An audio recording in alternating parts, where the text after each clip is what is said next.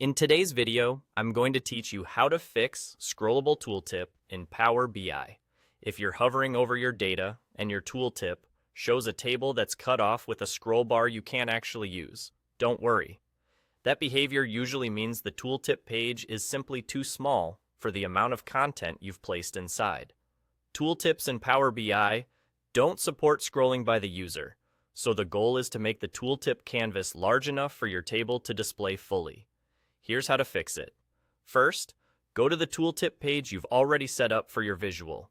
You'll see it listed among your report pages. Make sure you click on a blank area of that page so no visual is selected. This matters because we want to access settings for the page itself, not for a specific visual. With the page deselected, look over to the Visualizations pane and choose Format Page. You're now editing the page level settings that control the tooltip's overall canvas. Next, open Canvas Settings. By default, tooltip pages often use a preset size that might be too small for tables with many rows or columns. Change the size option to Custom. This unlocks width and height fields so you can type in precise dimensions for the tooltip canvas. Enter a larger width and height to give your table room to breathe. You don't have to get it perfect on the first try. A practical approach is to increase the height first, so more rows can fit, then increase the width to accommodate additional columns or wider text.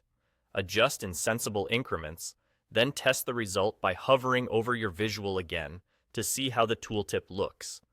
If part of the table still gets clipped, come back to Canvas Settings and keep refining the numbers until everything fits comfortably without a scroll bar.